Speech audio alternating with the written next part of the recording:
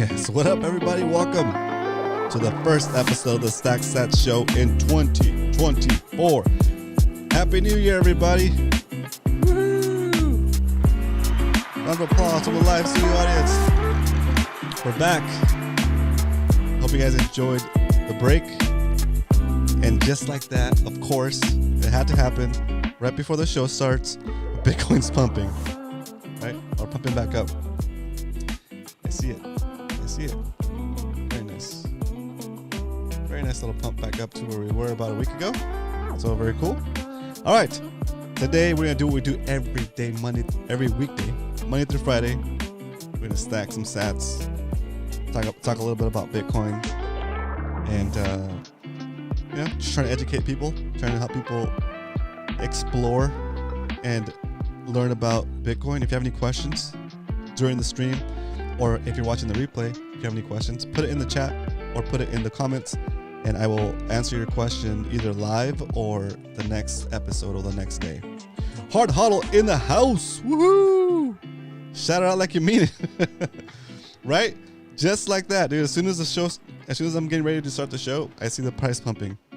So I missed my opportunity to buy down there at 42,870.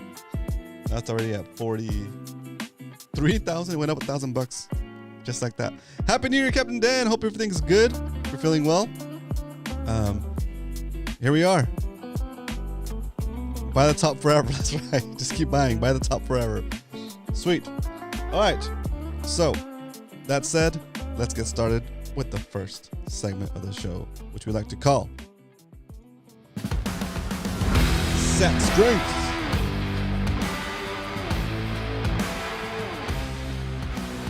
All right, today the price of Bitcoin is on the rise from last week for sure. It is at $43,684. In other words, you can buy 2,289 Satoshis for a single dollar. What the heck is a Satoshi? A Satoshi is a fraction of a Bitcoin. If you have 100 million Satoshis, you have a Bitcoin. Just like if you have 100 pennies, you have a dollar. Okay? So that's important to highlight because every Satoshi is going to be worth a lot more in the future. And you don't have to buy a whole Bitcoin all at once to get started. You can start with as little as $10, $20, $50, $100, wherever you want. But I recommend that you get that, start stacking sats harder than that, because the ETFs are scheduled to get approved, or everybody thinks they're going to get approved. Was it between the 5th and the 9th? So that's between Friday and Tuesday, right? So it's a lot of, that could be a huge wave of money coming into Bitcoin. So we'll talk about that a little bit more during the Why We Stack. Let's keep it going. Let's say you're walking down the street minding your own business, you look down, you see a penny, you pick it up, and all the day you could have 23 Satoshis. 23 Satoshis for a penny. So these Satoshis on this side, they're getting smaller and smaller, and there's less and less of them. When we started the show, the Satoshis were about 40 Satoshis for a penny. Okay? It's almost halved. Right? So that means that a single penny used to be able to buy you 40 Satoshis. But now it's only buying you 23 Satoshis. So that is the true reflection of how the US dollar and any government money is losing purchasing power, right? It takes more pennies to buy 40 Satoshis. You need about 2 pennies to buy 40 Satoshis, where about 8 months ago, it took you 1 penny to buy 40 Satoshis. So that's pretty cool. I mean, it's pretty cool, but it's also sad, right? It's sad because it means that you take that same idea and your purchasing power, if you were in Bitcoin, since we started the show about 8 or 9 months ago, has close to doubled, right? So the sats you've been saving can buy you a lot more things now in terms of dollars, right? So if you look at the prices in terms of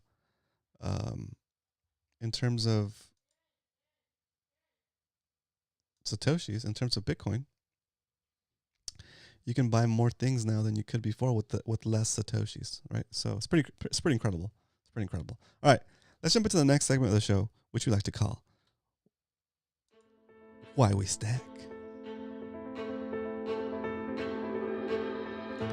Okay, we're stacking, first of all, because Bitcoin is the best way to preserve the value that you work so hard for.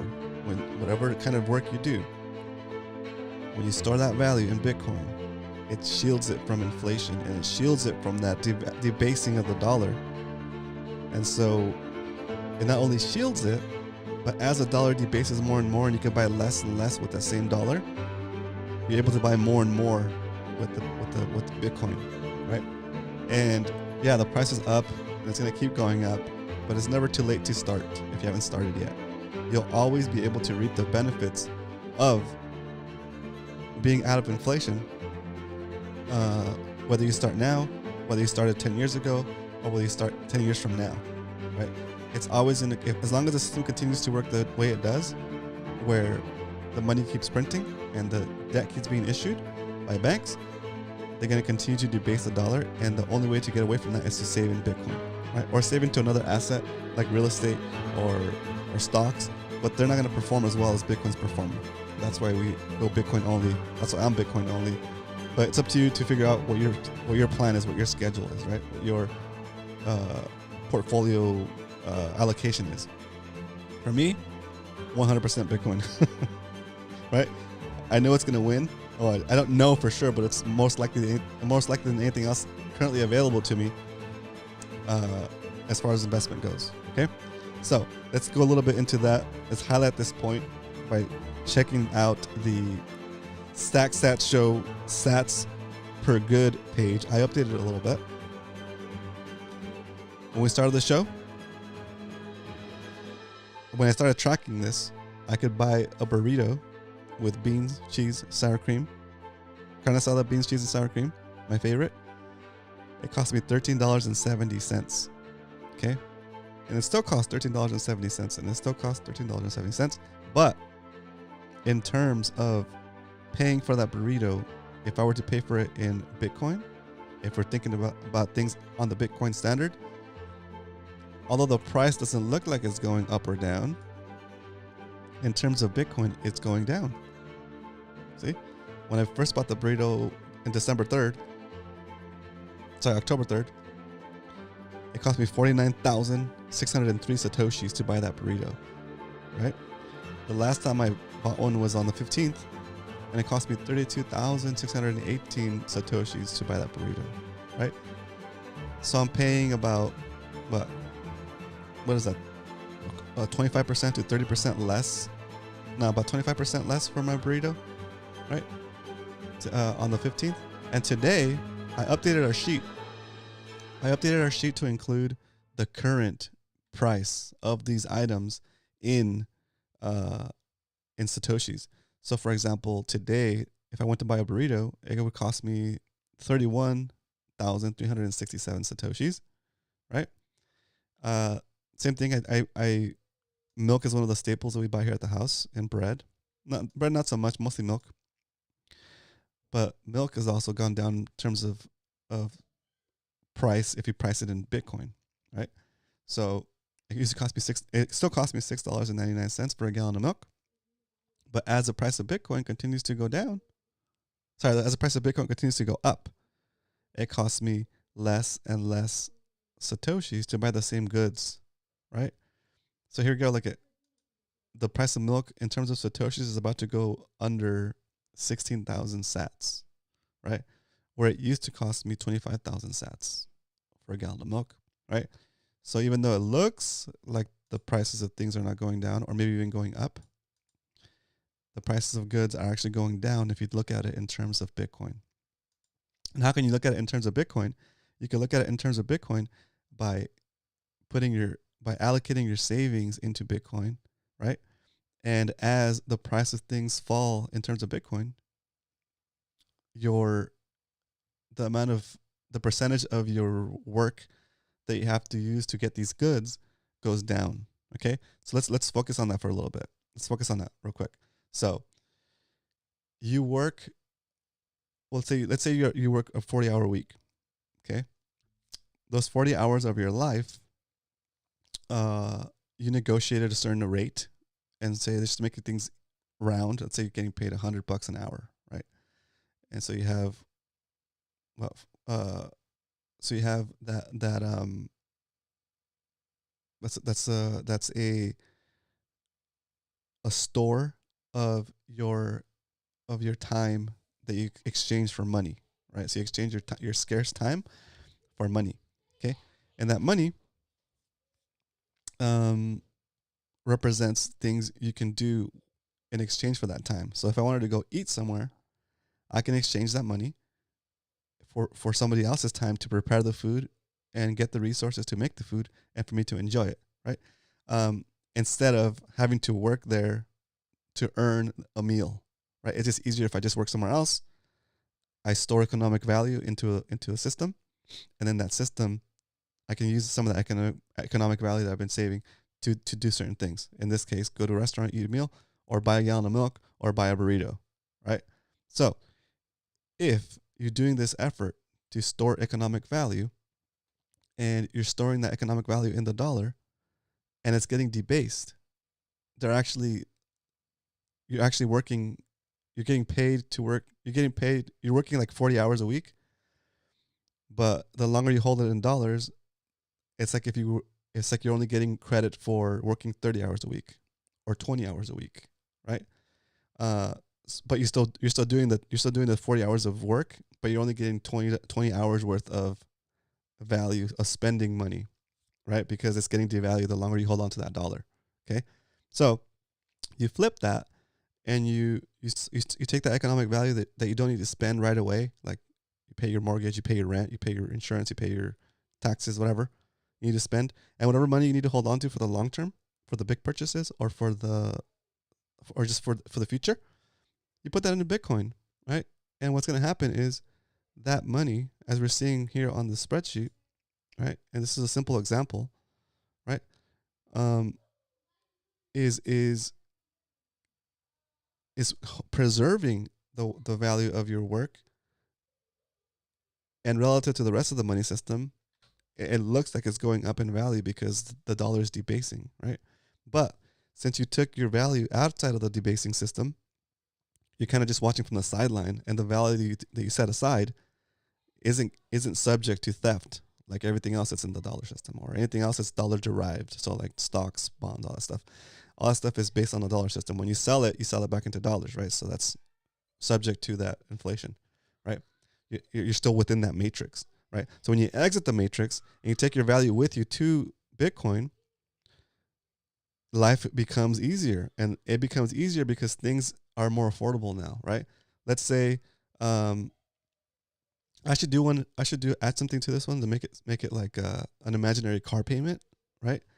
And we can see an imaginary car payment, how much you have to pay in terms of satoshis relative to how much the car is actually your US dollar payment. Maybe we'll do something like that just to have a bigger example, right? These are small examples of day-to-day things, right? So that you can kind of gauge it on a day-to-day, right? But still, you guys understand that a 20% or 25% to 30% discount on the stuff you normally have to pay is huge, right?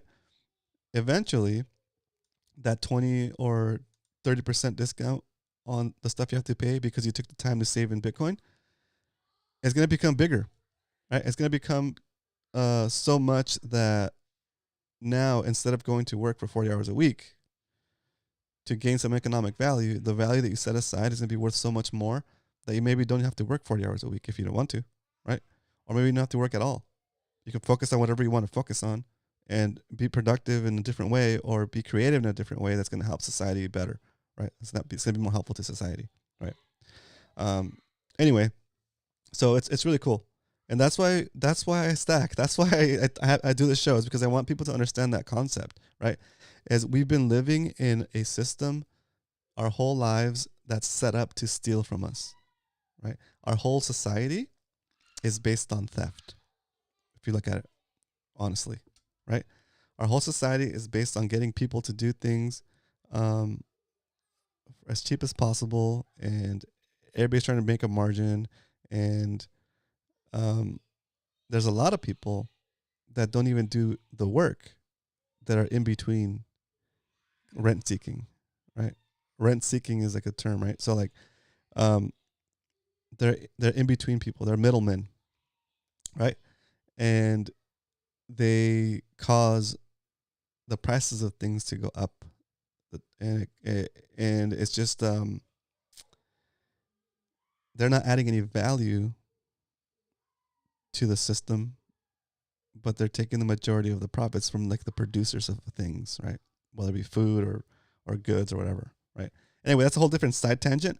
But the point here is that the best way to preserve your wealth and become better off the longer you wait is to save in Bitcoin. Okay? And now we're going to jump real quick into the significance of 2024 and the ETFs and the huge potential that you're missing out on if you're not already in Bitcoin, right? And you don't have to. Sorry, guys, I'm rambling here, but I need to talk about this. I'll put a little background music on here. The potential that you have today to skip the wait. Okay, to skip the wait.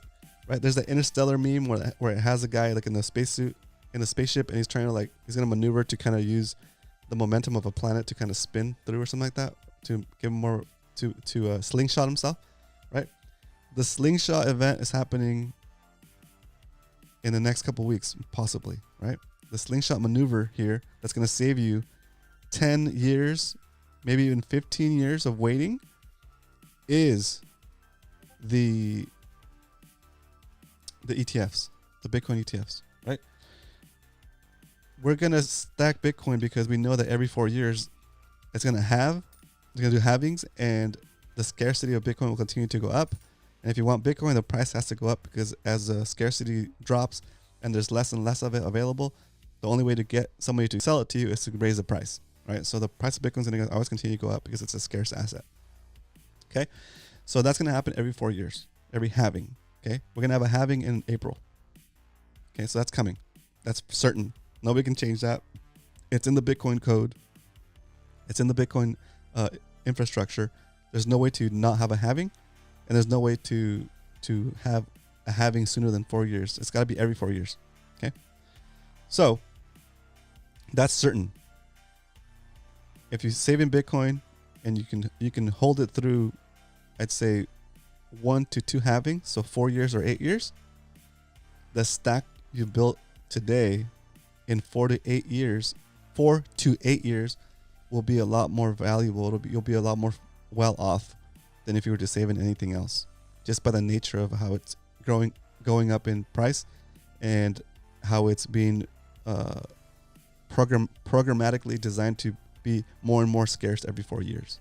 Okay, so that's the patient scenario. That's the stack, hodl, wait. That's the buy, take custody, and wait. Right? If you're watching British hodl, that's where he says buy Bitcoin, STFU, and get fabulously wealthy. That's his motto. His motto, right? Well, it's what it means. You buy it, you hold it through 2 or 3 halvings, and next thing you know, the value you have stored there is multiplied, and you're better off. Your life gets a little bit easier. Okay. Now let's talk about the slingshot event. Okay, the Interstellar. You're going through. You're flying through space, and you're gonna do a maneuver that's gonna save you having to wait 10, 15 years. Right? We'll say the equivalent of 2 or 3 halvings. Right? Each halving lowers the amount of Bitcoin available, so it lowers the supply. Right? But there's another way to make the price go up, and that's through demand. Okay? How can you make demand skyrocket? If demand skyrockets and the supply is capped, and you can't change the distribution schedule where there's more coins per day being released, then the only thing that could go up is the price. So the slingshot event becomes the ETF. Okay? If you're in Bitcoin now, and whatever value you have in there now, when the ETF gets approved and that gets released, the amount of money that's going to come into Bitcoin, the volume of money that's going to flow into Bitcoin might make the demand go so high that it's equivalent to 2 or 3 halvings, right? So instead of waiting the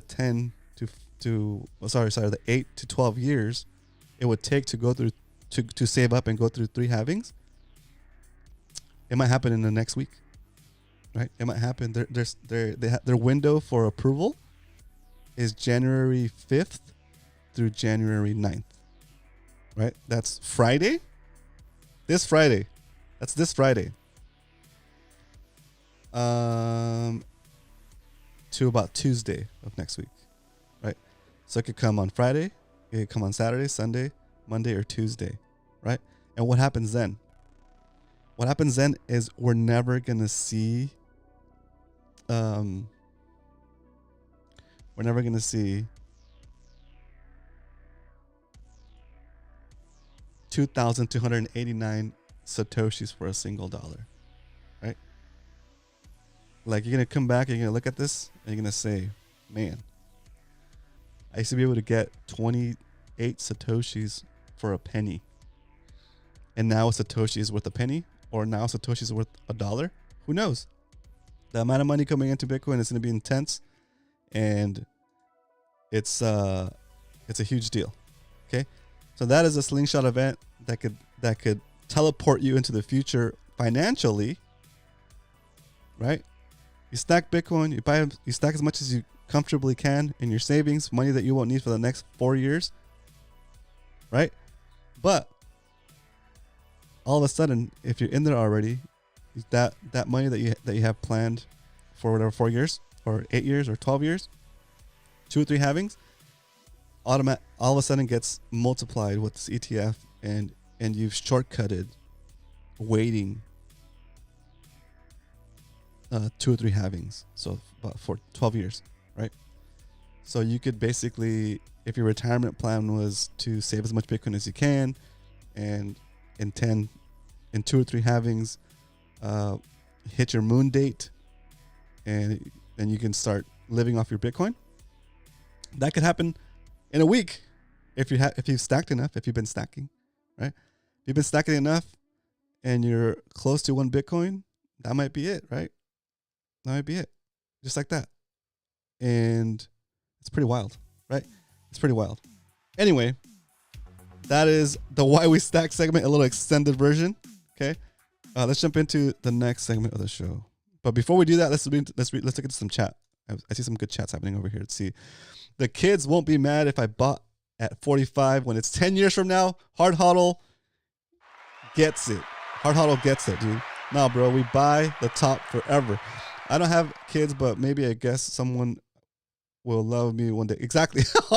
Oh, that's so sad. Nah, you got it, Hard Hodl.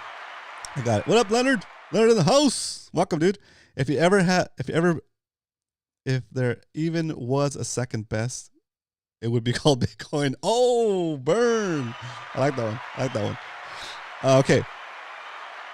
Hard Hodl asked Boltar, how many BTC does the average American have? It's decided. Oh, sorry, that didn't line up, but that's okay. What up, Judge?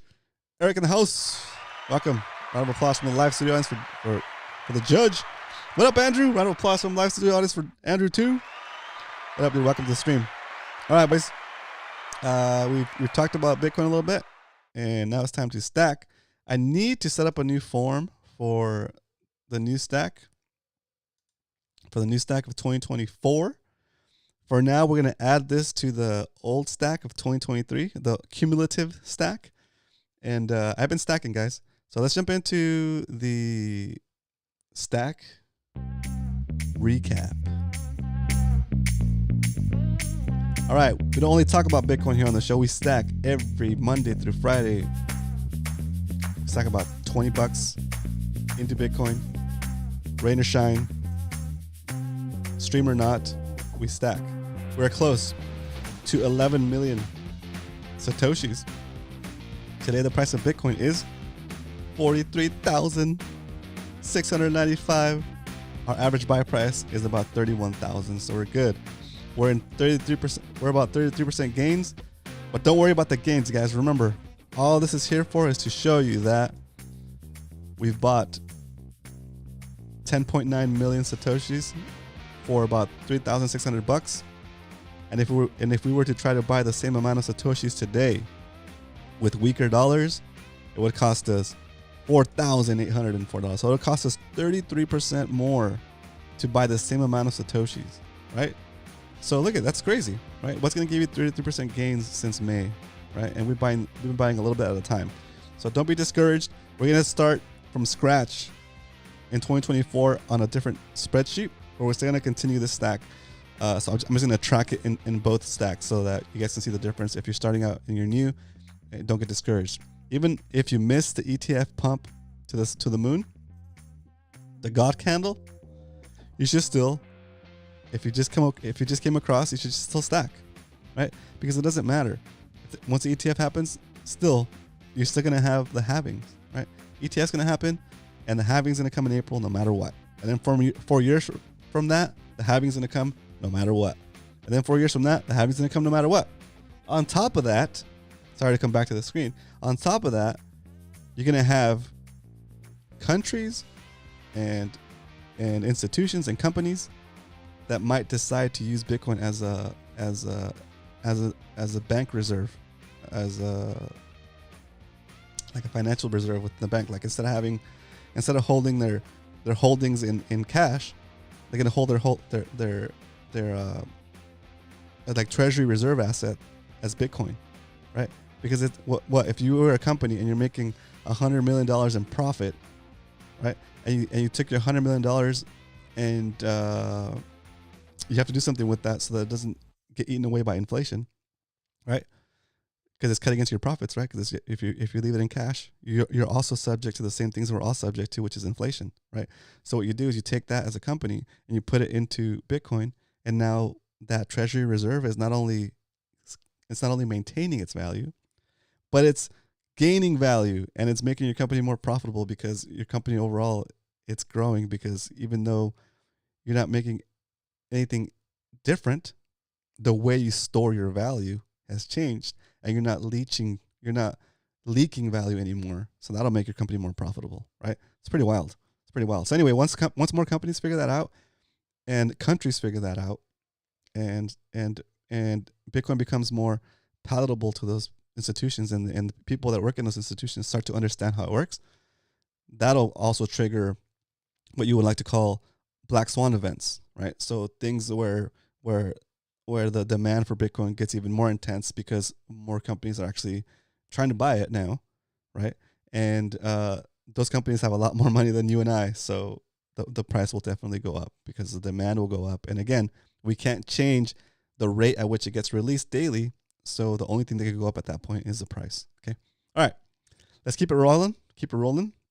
I think today we're gonna do a $20 stack for the show stack. And here we go. Actually, I need to log into my account, so give me a second, guys. Let me turn on some music. Ask me some questions while we wait, and I'll answer those questions as I log in. I'll try to do two things at once. Okay. Logging into my Swan account, guys. I was logged in for a second and then it kicked me out. Safety first, though.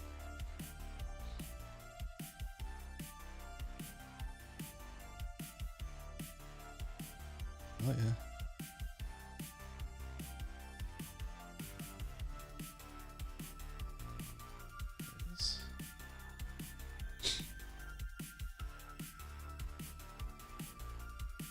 Boom. Boom. Boom. Then I have to check my authenticator screen. If somebody needs to cash out Bitcoin, how long would it take him to get their cash? Probably about, let's say you're doing it through Coinbase, right? Hold on, guys, I'm getting confused here. Let's jump into that question. That's a good question. Judge? Give me a second. Okay, here we go.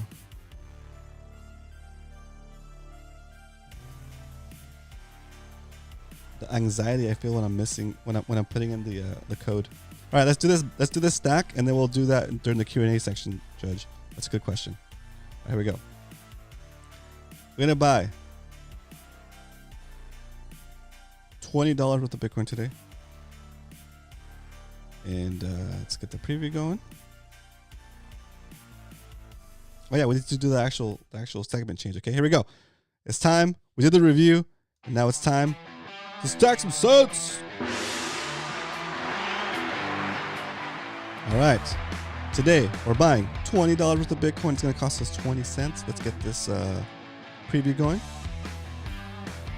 Boom. Take my screenshot here on my notes. Scroll this down a little bit.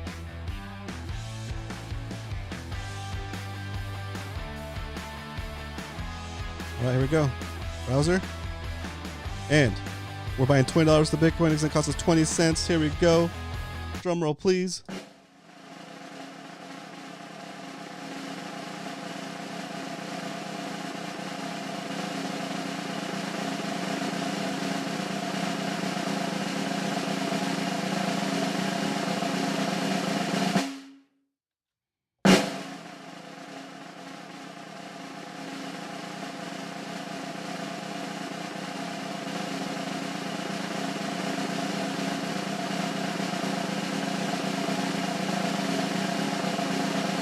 Let's do it. All right. Let's get into the spreadsheet and update this, and then we'll talk about the question that came up. So I dig it. I dig it.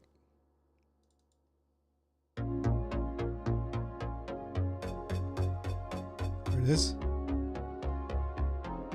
Oh, did I show you guys the purchase? Where is it? Anyways, it went. Oh. Whoa, there it goes. It went through. Let's update the spreadsheet. Close. Close. Okay, spreadsheet. Yes.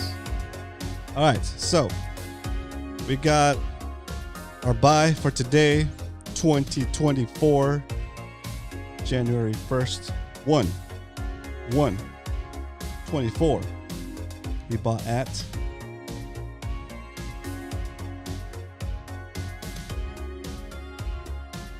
$43,870.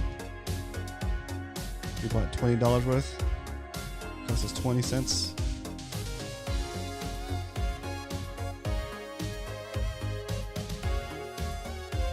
$20 worth. It cost us 20 cents. The yield was 45589. Good.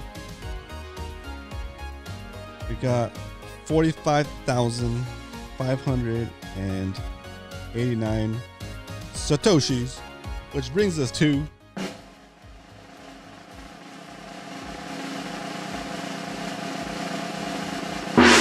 boom, 11 million satoshis for the show stack. Keeping it real, one stack at a time, a little by little. We're building up the show stack. Look at that, it's pretty wild. 0.11 Bitcoin. Right now, it might not seem like a lot to own 0.11 Bitcoin, but as the price of Bitcoin goes up, right? This is not a huge stack. This is very attainable. You've watched us do it in about 6 months, right? Maybe if you get, anyway, it's hard to think about DCAing now because you're gonna get a lot less sats per dollar once the ETF comes out, but you should still DCA because, like I said before, it's gonna continue to go up, right? It'll just be harder to get to a certain number of Bitcoin, right? Like if you're not at 1 Bitcoin by now, just do whatever you can to get to 1 Bitcoin. because it's going to be even harder. Right? If you're already at 1 Bitcoin, dude, you're a legend. You're already a legend. Even saying you're at 1 Bitcoin right now, I wouldn't tell anybody if you are at 1 Bitcoin. You know, just know that you should know that that's a huge accomplishment if you're already at 1 Bitcoin, and you'll probably never be able to get to 1 Bitcoin ever again on our salaries, on our ways of building wealth, I guess, right? All right, so think of it this way. Every time you stack Bitcoin, you're increasing your multiplier, right? I lost my keys in a boating accident, says Hard Hodl. Exactly. I don't have any Bitcoin anymore. I lost it all. Okay, so here we go. Let's jump into the Q&A section of this show. And we have a good question today. And I know what I want to say to you. I'm gonna say what I want to say to you just straight up. Judge, you buy Bitcoin with money you won't need for 4 to 8 years, right? But ultimately, you don't want to sell that Bitcoin, okay? Figure out a way to get the things you want to get without selling that Bitcoin. Even if it means you have to stop stacking while you're paying for what you need to pay for, right? You shouldn't be selling Bitcoin, okay? That's first response is that. Now, if you just wanted to know how to do it because you need to know, it makes sense. So let's cover that real quick. Let's say for whatever reason you had to liquidate your Bitcoin and you had to sell it. Okay, so it would be the same way, and I'm gonna start from the base that you have your Bitcoin, you got it to self-storage, it's on your device, right, or on your own wallet with your own keys. Okay. So what you'll need to do is, if you're on, for example, like Coinbase, or you have to basically get your Bitcoin to an exchange, right? And the way you do that is you would sign up for an exchange, so like Coinbase or I don't even know if you can sell it back to Swan. I'll have to look into that, but you have to basically have access to an exchange, just like you would like if you're trying to buy pesos, if you're trying to buy any other currency, you go to an exchange, right? You go to an exchange, and whatever the price of Bitcoin is that day, or for when you're selling it, they're gonna say, okay, we'll pay you this, we'll pay you X amount per Bitcoin, and you figure out the math from there. It's all like computer based, so they'll do it for you. And then you say, okay, well, is it worth it to me to do that way? It is. Okay, good. Then you have to think about this: when you sell your Bitcoin, you're creating a taxable event. Okay, so if you bought your Bitcoin at 20,000 and you sold it at 40,000, then you have a $20,000 gain, and that $20,000 gain is subject to what's it called? Help me out in the chat. I think it's capital gains tax. So they're basically gonna take about half. So your gain is gonna be about 40,000. Sorry, about 10,000 after taxes, right? From a $20,000 gain, you're gonna get like about 10,000 usable money. Okay.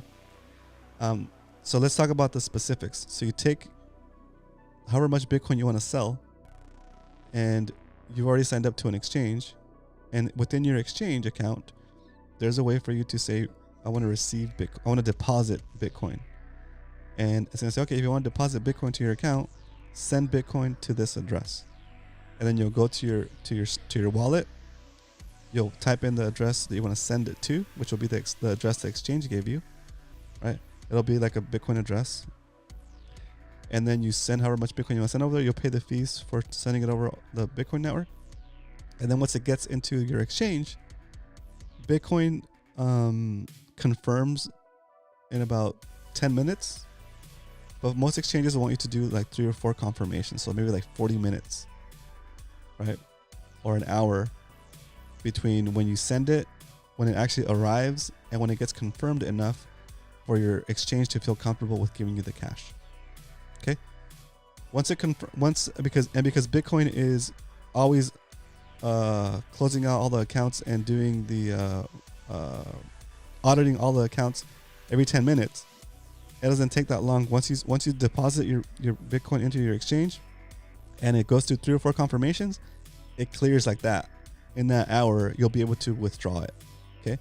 Or you'll be able to trade with it. Okay. So since you deposited that Bitcoin, now you'll have to go into that exchange and say, okay, I want to take this much Bitcoin and convert it to dollars or whatever you can convert it to. Convert it to dollars, convert it to pesos, whatever your bank accepts. And then on that exchange, you have a bank account that's linked to that exchange, right? And that is how you deposit money into the exchange. That's also how you withdraw money from the exchange. So you take your Bitcoin, send it to the exchange, sell it to dollars, and once you have the dollars, you just do a withdrawal of dollars to your bank account, right? And that withdrawal of dollars to your bank account, that usually takes a day or two, not because of Bitcoin, but because of your bank. Okay, so the Bitcoin portion of it settles almost in that hour. Like it should settle like in 10 minutes, but sometimes you can't get into the next block, or it takes or the exchange requires 3, 4, 5, 10 confirmations, and each confirmation is about 10 minutes. Okay, so that's how you would take Bitcoin and do the reverse. So turn it back into melting ice cubes. I mean dollars. Okay. All right. But the ideal thing to do here is to only buy Bitcoin with the money you don't need immediately, so that you can give it enough time to grow in value, to shield you from inflation, right? So just think about it as in savings, right? And what's going to happen down the road, and I'm not sure, like Hard Hodl, you might have a different opinion on this piece, right?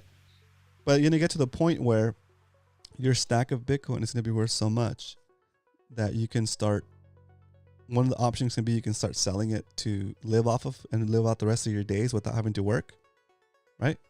If you don't plan on leaving it to anybody, and you just would rather live the rest of your days without work and in comfort, the value of your stack, since it's at a certain level, you can sell a little bit at a time, so that you can basically pay yourself. That'll be like your salary, right? You're selling a little bit of Bitcoin at a time, but remember, all of those sales are still subject to tax, right? So you're kind of losing that way, right? You have to pay taxes on those gains. So another way to do this. What up, annoyed possum? Let's go. What up, Matthew? Let's go. Welcome, guys. Happy New Year. Round of applause for Annoyed Possum and Matthew J. What up, Matthew? Happy New Year, guys. Happy New Year. So one option is to do that, is to sell it over time so you can live out the rest of your days, and then calculate it out so you're comfortable, and you by the end of your life you sold your Bitcoin, or you've anyway, right? But another option is if you want to pass it on to your descendants, right? You want to pass it on to your descendants, then you wouldn't sell your Bitcoin, right? Once it gets to a certain value, you would take loans against your Bitcoin, right? And I know there's not a lot of places that accept Bitcoin as collateral for you to take loans against, right? But that'll come, especially now with the ETF going to release and all these institutions getting into it. There's going to be more financial mechanisms and financial options for you to work with Bitcoin, right? Just like if you have 100 properties, right? And you have, like, let's say you have $1 million worth of property, right? There's mechanisms, there's institutions, there's banks, there's infrastructure in place for you to take a loan against your $1 million worth of real estate, right? And your $1 million worth of real estate technically is going to continue to go up in value, right? Because the dollar devalues faster than real estate, right? So think of it that way. Think of your Bitcoin as like real estate you can start buying at $10 a day, right? Real estate that you don't need to pay insurance on, that you don't need to pay taxes on unless you sell it, right? But you're holding it, and it's still a value. It's still an asset, right? And eventually, once the infrastructure gets built around it, you'll be able to take loans against it, right? And let's just say you still have $1 million worth of value, but instead of being $1 million worth of value in real estate, you have $1 million worth of value in Bitcoin, right? It's a lot more liquid. It's easier to prove that you have that Bitcoin. And then you go to an institution, you say, I'd like to take a loan for $100,000. They'd be like, oh yeah, well, what do you got as collateral? I'll be like, well, I have $1 million worth of Bitcoin. I'll be like, oh yes, sir, right away, right? You take your $100,000 loan, right? If you want to get paid $100,000 a year, that'll be the money you live off of, right? And maybe your term for your loan is like 3 years, right? And you get that $100,000, and does that count as income? No, because it's debt, right? You can't tax debt, so you're not paying. You can sell $200,000 worth of Bitcoin, pay $100,000 worth of taxes to have $100,000 worth of Bitcoin to spend. Sorry, $100,000 to spend, or you can take a loan and get $100,000 at a good interest rate, right? With your Bitcoin as collateral, and with like a 3-year term, and then as the price of Bitcoin goes up, the same Bitcoin that's backing that loan will be worth more into the future. So then maybe a year after that, you could take another loan that'll cover the cost of the first loan and give you a little bit more money to spend for that next year, right? Like, the point is, we've never had the opportunity, we never experienced the opportunity as common people, as not wealthy people, to have an asset that actually continues to appreciate in value over time, right? Unless you're already holding a ton of real estate that continues to appreciate over time. That's how rich people get richer, right? And that's how people say, like, oh, my salary is $1, right? Because they're taking loans against their assets, and loans or debt is not taxable, right? But in the end, you still be able to do the things you want to do, right? So that's why we say, that's what my plan is to hold Bitcoin forever, and as it continues to go up in value, I will use it to take loans against it and do the things I need to do, right? And as long as I don't default on it, I'm still going to continue to work sometimes. I think I'm still going to continue. I think I'll still continue to work just to be able to stack more on top of what I have. But at a certain point, like, if you don't want to work, you don't have to work, right? Another option for you, if you don't have a family to inherit it to, and you don't, and you get to the end of your Bitcoin days, and you decide that you've been doing the strategy where you've been kind of loaning against it, then you can create a foundation that does things to change the world in the way that you want the world to be changed, right? Think about it this way. Like imagine you have a passion for, I don't know, fishing access for everybody. That's one of my passions, right? Fishing access and fighting against the constant encroachment of fishermen's rights and access to be able to fish and access to the water, right? And I want to continue my mission to expand fishing rights for humanity, or for people in a certain city or a certain town or a country or in the world. And so I decided that I don't have anybody else to give my sats to at the end of my lifetime. I'm gonna start a foundation that's gonna pursue my goals after I'm gone, to expanding ocean access for anglers, right? So kind of like that. And it doesn't have to be something like that. It could be something different for you. Like, you can have a different passion about something else, right? But it's something that's gonna like you don't have to be uber wealthy to do those things now for society, right?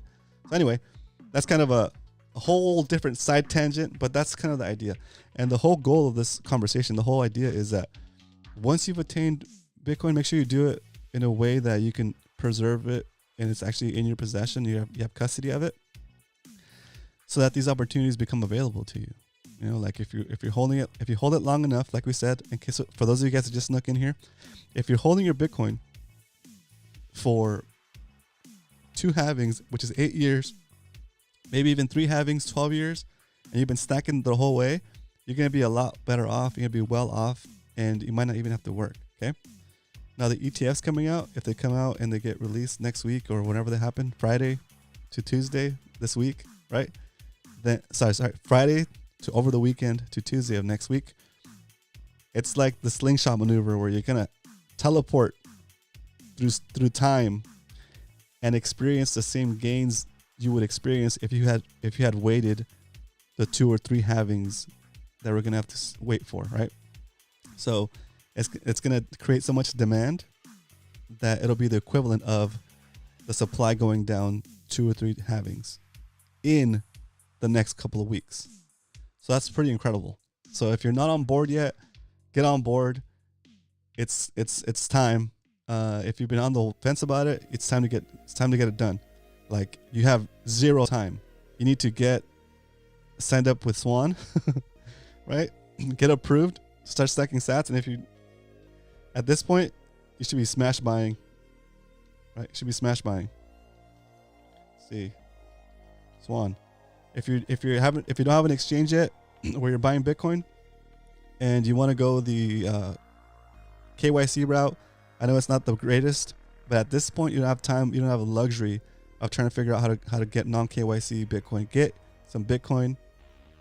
Go to Swan Bitcoin. You can go to stacksatshow.com/Swan, and it's an affiliate link for the show. They'll give you $10 worth of free Bitcoin when you sign up, and I think you do for your SPY, right? So that is what I recommend for you today. You're running out of time. Get signed up, and then you need to figure out self-custody. We'll do that next. We'll do that tomorrow. We'll talk about self-custody. Just a quick review, because you have to get your coins off the exchange. Because when it happens, when the price goes to the moon or outside the Milky Way, just blasts to outer space, if they're not holding real Bitcoin for you, they're not going to be able to get it for you, and you kind of SOL, right?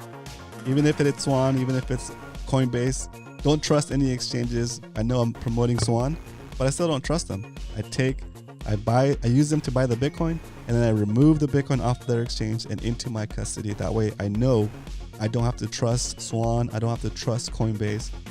I can verify that the Bitcoin is in my possession in a wallet that I have the keys for. That's how we do it.